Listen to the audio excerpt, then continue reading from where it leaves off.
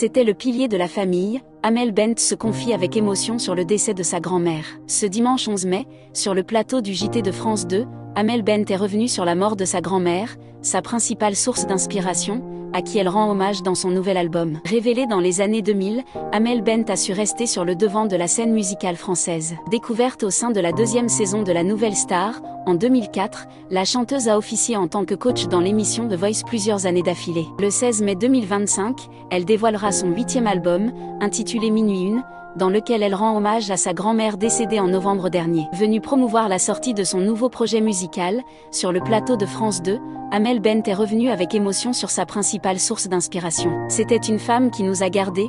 Amel Bent fait de bouleversantes confidences sur sa grand-mère décédée. Je t'ai perdu Mima, donc je ne parle que de toi, chante Amel Bent dans son nouveau titre intitulé Mima, en hommage à sa grand-mère récemment décédée. La chanteuse a traversé une période compliquée, comme elle le confie face à rester un peu perdue, comme ensemble. C'était le pilier de la famille. Quand le pilier s'en va, on se demande comment on va continuer à garder cette vie qu'on avait d'avant. L'interprète de Ma Philosophie ajoute, on se rend compte que, quand la personne n'est pas là, elle a laissé beaucoup plus que ce que l'on imagine, même quand elle n'est pas là. J'ai perdu mes deux grandes sources d'inspiration. Amel Bent évoque la mort de Charles Aznavour. Un deuil qui s'ajoute à la perte, il y a quelques années, de sa plus grande idole, Charles Aznavour. Sur le plateau du JT de France 2, Amel Bent confie, j'ai perdu mes deux grandes sources d'inspiration, Charles Aznavour et ma mamie. C'est à eux que j'ai toujours rendu hommage de leur vivant et je crois que je n'aurai jamais de cesse de penser et à l'éducation merveilleuse.